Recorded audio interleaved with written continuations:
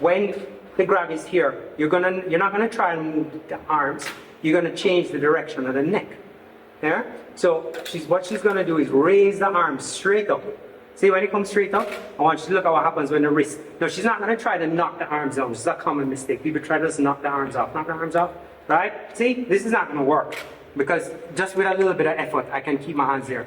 What she does, she's slow and she's not gonna put any effort in here, and I'm not gonna let go. You can see that I'm holding, go, and she starts to turn. See the difference?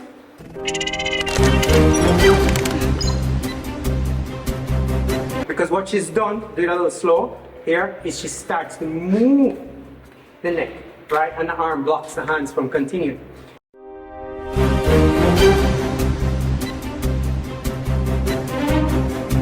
Obviously you wouldn't do it in that speed, you do it a little bit faster. So demonstration speed, if I go here, up and turn, right, and it should come out. So again, practice, practice, practice. And then once you've gotten out here, once you've gotten out, you have enough space. If you want, you can run. If the person is coming at you, you can throw a kick. You can throw a kick, right? Or you can throw a kick that we call a back kick. So if your back is turned, turn your back. Here you kick straight behind you, right? And that comes from training.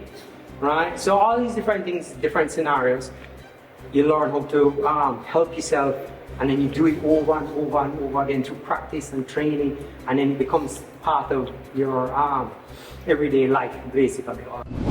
Shove her, and she's falling back. So if you look carefully, see the back of her head didn't hit the floor. And then immediately, right, you would prop yourself up and be in a situation where you're guarding. Right? If the person is already close to you or on the ground here, you can use your foot to push them off of you. So you can push them off and then you get up. Again, it can be a regular confrontation. When somebody grabs you around the throat, it is for dominance. It is to exert dominance, it's to instill fear, and they're trying to control a situation. Think about that.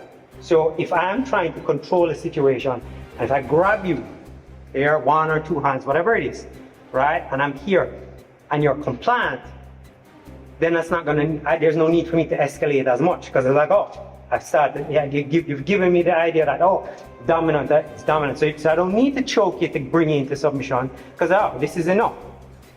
What you're doing is setting the field for you to make your escape and your retaliation easier. Because if you start to bring the person's aggression down, that makes your counter-attack or your escape easier.